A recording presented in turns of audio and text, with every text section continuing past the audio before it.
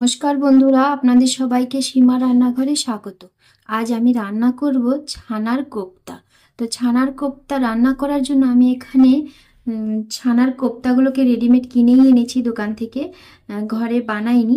তো অন্য আরেকদিন আপনাদের বানানোটা দেখিয়ে দেব, যে ছানার কোপ্তাগুলো কি করে বানাতে হয় সেটা দেখিয়ে দেব।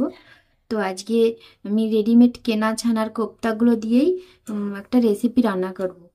তো কোপ্তাগুলো রান্না করার জন্য আমি এখানে নিয়ে নিয়েছি আলু। এই যে দেখুন, এই যে আলুগুলোকে কিন্তু আমি সেদ্ধ করে নিয়েছি। আপনাদের একটু দেখিয়ে দিই কতটা সেদ্ধ করেছি। খুব বেশি সেদ্ধ করিনি, এরকম একটু শক্ত শক্ত রেখেছি। তো আলুগুলোকে আমি হালকা সেদ্ধ করে নিয়েছি। তো এখন আলু আর ছানা দিয়ে আলু আর ছানার কোপ্তা রেসিপি রান্না করব। তো আমি উনুনে একটা কড়াই বসিয়ে দিয়েছি, কড়াইটা গরম হয়ে গেছে। কড়াইতে আমি এখন তেল দিয়ে দিচ্ছি। আমি এখানে 3 চামচ পরিমাণ তেল দিয়েছি। এটা গরম হয়ে গেছে, তেলে আমি ফোড়ন দিয়ে দিব গোটা এলাচ, দারচিনি আর একটা তেজপাতা। ফোড়নটা ভাজা হয়ে গেছে, সুন্দর একটা গন্ধ ছেড়েছে। এখন আমি দিয়ে দেব সেদ্ধ করে রেখেছিলাম আলুগুলোকে। আলুগুলো দিয়ে দিয়েছি সম্পূর্ণ। এখন আমি আলুগুলোকে একটু ভালো করে নেড়ে চেড়ে তেলের সঙ্গে মিশিয়ে নেব। মেশানো হয়ে গেছে, এখন আমি দিয়ে দেব, দেখুন এখানে আমি ছোট সাইজের একটা টমেটোর হাফ টমেটোকে 4 টুকরো করে কেটে নিয়েছি টমেটো। আর এখানে আমি হাফ ইঞ্চি মতো আদাকে শিলপাটায় বেটে নিয়েছি। তো এই আদাটাকে আমি দিয়ে দেব, দিয়ে ভালো করে একটু নেড়ে চেড়ে কষিয়ে নেব। দিয়ে দেবো আমি স্বাদ মতো নুন। নুনটা দিয়ে আমি একটু নেড়ে দেব। দিয়ে দেব হলুদটাকে পরিমাণ মতো দিয়ে দেব। হলুদটা দিয়ে দিয়েছি। এখন দিয়ে দেব আমি কাশ্মীরি লঙ্কার গুঁড়ো।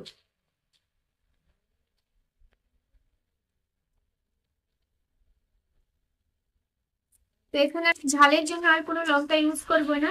কাশ্মীরি লঙ্কাটা ঝাল বা কালার দুটোই হবে।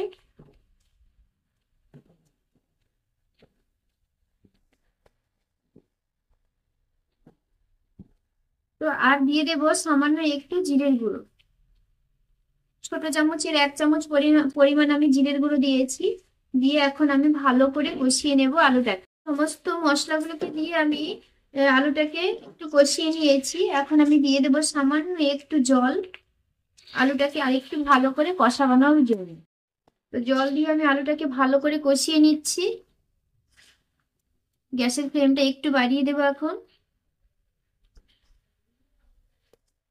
তো এই রেসিপিটা কিন্তু খুব সহজেই রান্না করা যায়, খুব মানে কম মশলা মশলা নেই বললেই চলে, এইরকম ভাবেই রান্না হয়ে যাবে এই রেসিপিটা। তো আপনারা ঘরে অবশ্যই এইভাবে একদিন রান্না করবেন।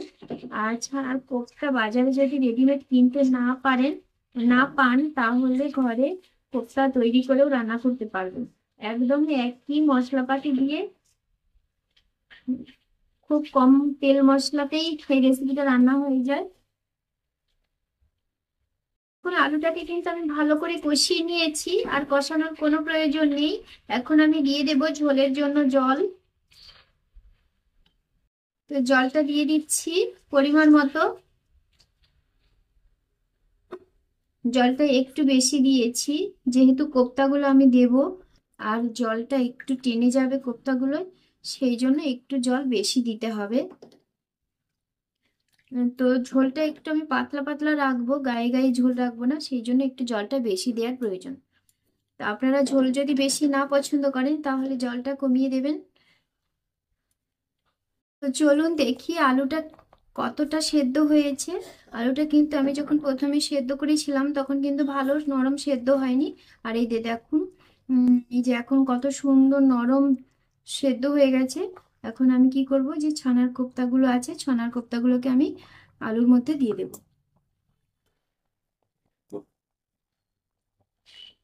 তো ছানার কোপ্তাগুলো আমি ঝোলের মধ্যে দিয়ে দিয়েছি, দিয়ে একটু নেড়ে চেড়ে আমি ঢাকা চাপা দিয়ে দেব 2 মিনিটের জন্য।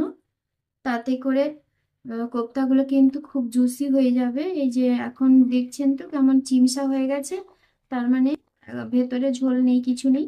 সেই জন্য তো যখন ও ঝোলটা টেনে নেবে তখন কিন্তু খুব সুন্দর ফুলে একদম নরম তুলতুলে হয়ে যাবে, তুলোর বালিশের মতো।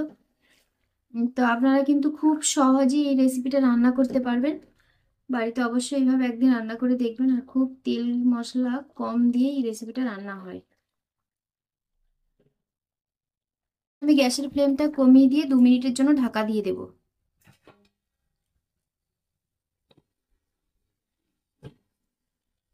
মিনিট পরে আমি ঢাকাটা তুলে দেখবো কোপ্তাগুলো কতটা হয়ে গেছে।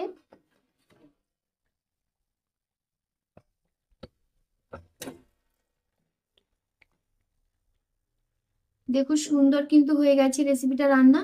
আর কোপ্তাগুলো আপনাদের একটু দেখিয়ে দিই, দেখুন কতটা সফট হয়েছে, একদম নরম তুলতুলে।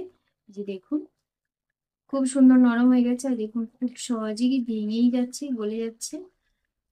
তো আমি এখন নামিয়ে দেবো রেসিপিটা। রান্না হয়ে গেছে, নামিয়ে দেওয়ার আগে আমি দিয়ে দেবো সামান্য একটু গরম মশলার গুঁড়ো। আমি দিয়ে দিচ্ছি গরম মশলার গুঁড়ো, খুব সামান্য, বেশি নয়। আর আপনারা ধনে পাতা দিতে চাইলেও দিতে পারেন। আমি ধনে পাতাটা দিইনি, গরম মশলা দিয়েছি। আপনারা গরম মশলা না দিয়ে যদি ধনে পাতা দিতে চান তাহলে সেটাও দিতে পারেন। তো আমার রেসিপিটা রান্না হয়ে গেছে। এই রেসিপিটা আপনাদের কেমন লাগলো সেটা কমেন্ট করে জানাবেন। যদি ভালো লাগে তাহলে একটা লাইক করবেন, শেয়ার করবেন। যারা আমার চ্যানেলটা নতুন দেখছেন তারা অবশ্যই একটা সাবস্ক্রাইব করবেন, পাশে বেল আইকনটি ক্লিক করবেন, যাতে করে প্রতিদিন যে আমি ভিডিওটা ছাড়ছি সেই ভিডিওটা আপনাদের কাছে সবার প্রথমে পৌঁছে যায়। সবাই ভালো থাকবেন, সুস্থ থাকবেন, সবাইকে টাটা। আর আমি এই রেসিপিটা এখন গরম গরম রুটির সঙ্গে পরিবেশন করব। আপনারা গরম ভাতের সঙ্গেও খেতে পারেন, পোলাওর সঙ্গে খেতে পারেন, আবার রুটির সঙ্গে, পরোটার সঙ্গে, সব কিছুর সঙ্গে খেতে পারবেন।